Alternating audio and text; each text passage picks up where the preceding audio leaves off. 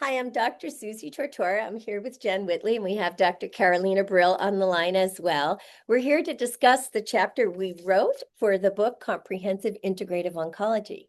Our chapter, titled Medical Dance Movement Therapy and Dance Interventions in Oncology Care, was a wonderful opportunity for the three of us to collaborate. We've known each other for many years as friends and colleagues, and between all three of us, we cover probably about 80 years of work in the field of dance movement therapy, with at least half of it covering medical dance movement therapy.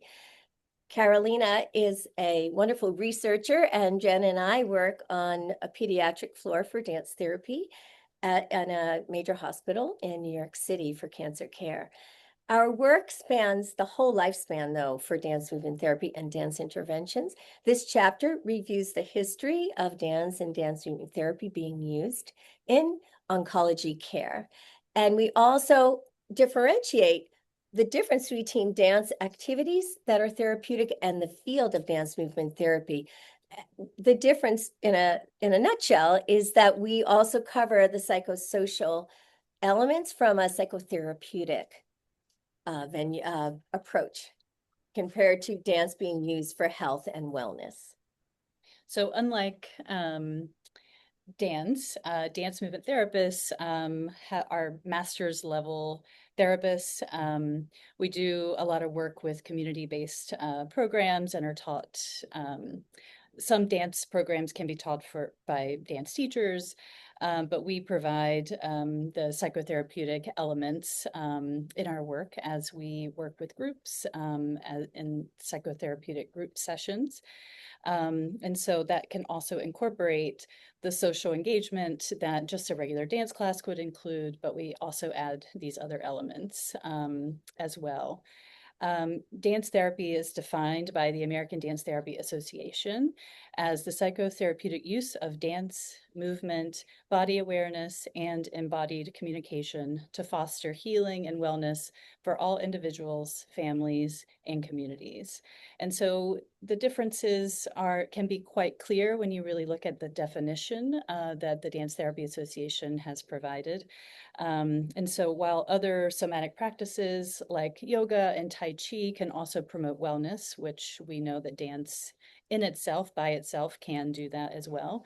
The clinical DMT aspect of it is a unique piece that recognizes the body and its movements as a vital nonverbal channel for accessing emotional states, consciousness, conscious or unconscious. So, Dr. Bryl? And in the further sections of the chapter, we also outline the proposed mechanisms by which dance and dance movement therapy may influence outcomes, specifically in cancer care across biological, psychological, or social domains. And rather than focusing on any single pathway, we highlight how these interventions can together simultaneously affect physical functioning, emotional regulation, social connectedness, each of which we know plays a meaningful role in cancer experience.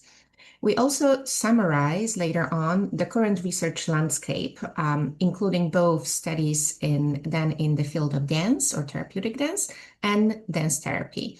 So over the past 2 decades, studies on dance-based interventions have grown from small feasibility trials to more rigorous designs, and all showing promising effects on outcomes such as fatigue or mood, physical function, and quality of life although the evidence base is still developing. In contrast, dance movement therapy has a little bit more established clinical foundation, with studies in pediatric, adult, and palliative oncology also demonstrating improvements in coping, in emotional well-being, stress regulation, overall quality of life, including recent work that has been delivered through telehealth. We also outline what are the current gaps in research and the current directions that both dance-based interventions and dance movement therapy should go. And finally, we also address key safety considerations for integrating these interventions into oncology care, because patients present with treatment-related limitations such as neuropathy, lymphedema, bone involvement, movement-based therapies whether dance-based intervention or dance movement therapy must be delivered by trained professionals who can individualize those sessions and adapt the intensity to ensure safety and therapeutic benefit. So I hope you enjoy our chapter and you learn a lot about our approach using the whole person philosophy, working from the mind, the body, the emotions, and really supporting the whole spirit of the family involved with the care. Thanks so much for listening.